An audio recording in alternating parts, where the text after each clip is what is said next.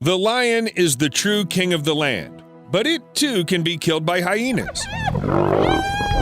The eagle can be considered the king of the air, but at night it's absolutely defenseless against owls. And if we talk about the underwater world, it seems that orcas simply have no equal here. But this is not entirely true. Today, you'll learn why orcas need a whale's tongue, why they use other animals to play, how they storm the shores, and who has a chance to kill the king of the oceans after all.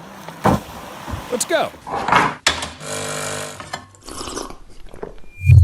I don't think I need to explain what orcas are. They're huge, black and white, predatory, just devilishly smart. No kidding. To understand how powerful orcas are as hunters, it's enough to say that they have a thoughtful plan for each hunt, depending on what exactly is the future dinner. Orcas, and they almost always hunt in groups, choose a certain strategy. For example, they need to disorient a shark to eat it. For a school of small fish, something like a carousel of air bubbles will do, and when it comes to whales, it's better to see with your own eyes. The attack follows a brutal but working scheme. Orcas take turns ramming, biting, and pulling the whale by the pectoral fins, and as a rule, exhaust their prey. Even despite the size difference, one gets tired of such a thing. Imagine being bitten by several medium-sized dogs at the same time, and then they also try to drown you. Yes, orcas block the whale's breathing hole, and after a chase that can last for hours, the exhausted giant drowns. And then the final strike.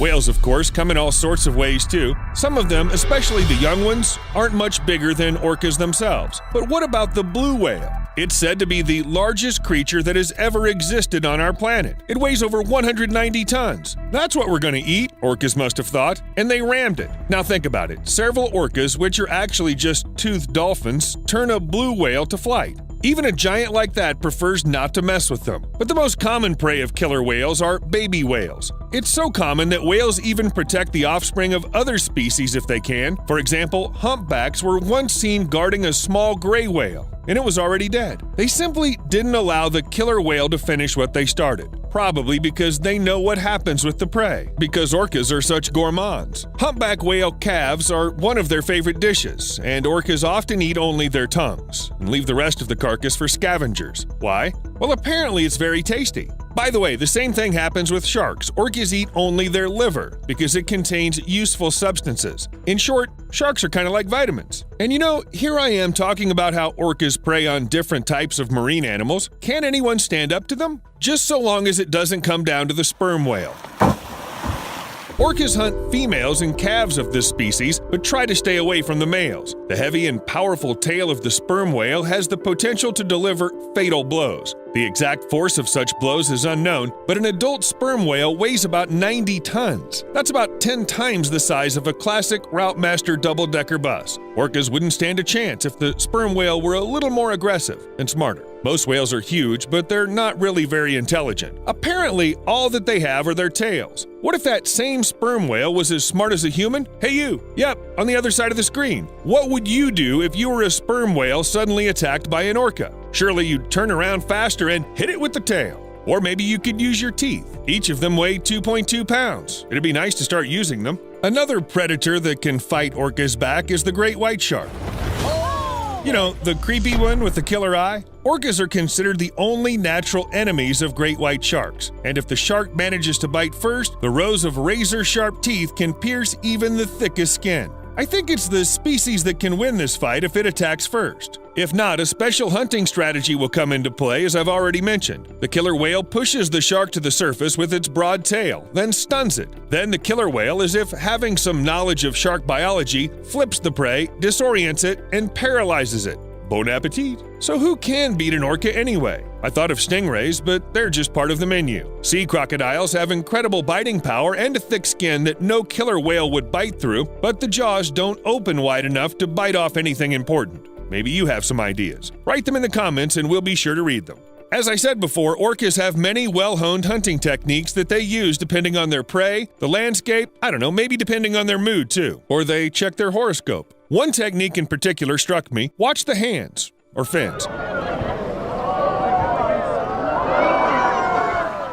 Seals often get out of the water on the ice floes to take a break. Nothing threatens them there, which means they can safely chill while bobbing on the waves. The orca is too heavy to climb on the ice floe and eat a seal, but it can always call its bros. Several predators line up, accelerate, then break right in front of the ice floe, creating a wave that just washes the prey away. Jetzt gehen sie hoch und ja, zack.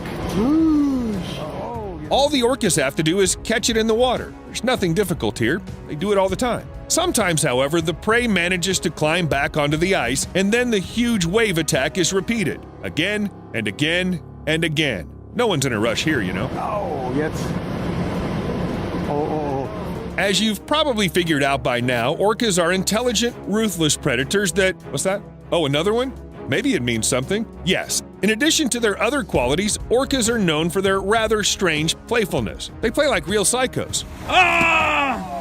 Literally. No, seriously, look at this. Instead of just eating a poor seal, orcas play with it like a ball. And again and again. Sometimes it's a kind of practice just to keep their killer skills up. Sometimes it's a demonstration for the younger generation, and sometimes the game remains just a game. Orcas kill because they're bored. Hey Steve, what should we do tonight? Let's throw other animals until they die. By the way, it's not just seals that suffer. Sometimes it could be stingrays, turtles, or even a penguin. God, it's a bird. What's more, not even land will save you, because if an orca decides to eat someone, it will reach its goal. Seals that are about to make it ashore look like a challenge or the perfect prey to play with. And what else would you call this way of hunting? When an orca almost jumps ashore to grab its dinner running away. As if there weren't enough other prey in the sea for the sake of which it's not necessary to break the laws of nature and get on land. However, look at it. What laws? It wants a seal.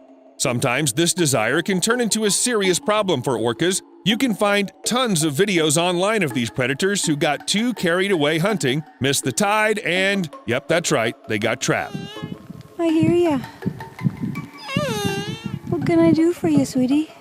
I can literally hear the seals laughing in the distance. In such a situation, the orca has only one option for salvation: to get help from people and wait for the tide to return to the sea. Of course, no one will drag a huge animal weighing 3 to 5 tons into the water on their own. Well, in case there's no people around, well, natural selection in action. I can't say that the population of killer whales would diminish without human help, but several dozen of these marine predators certainly owe their lives to people. Maybe that's why they sometimes play so happily with us. Fortunately, not as much as they do with seals, at least not usually. It all looks pretty innocent, even funny, even cute.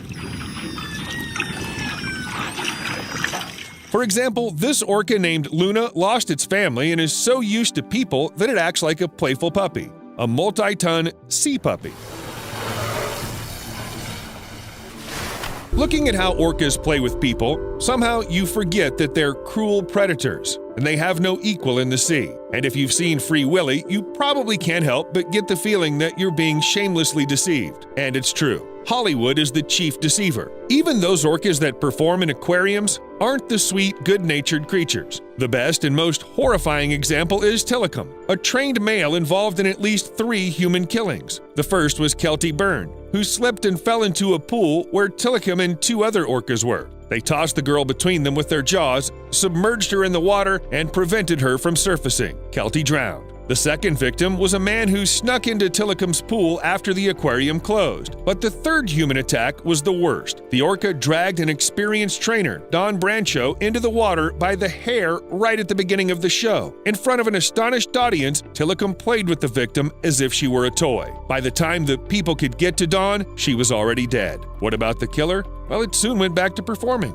Don't let the money go to waste. The most recent tragedy occurred at SeaWorld Orlando amusement park, but orcas aren't only kept there. I think they're at every SeaWorld aquarium, and they don't seem to forget their wild habits anywhere. They're predators that have no equal in the ocean. They're strong and intelligent. Why not hunt in the middle of a pool? So at SeaWorld San Diego, orcas don't just attack when they see something edible in front of them. They use bait to get the birds to come closer, and they do so quite deliberately, tossing pieces of, what is that, a fish? So pieces of fish closer, and then they wait, and it works. Orcas probably hunt birds just for the sake of hunting. They're playing. But you know, maybe from Tilikum's perspective, all the victims were part of the game too. I'd prefer to stay as far away from orcas as possible, especially if they're kept in captivity and already too used to humans. What if to them we're just skinny, hairy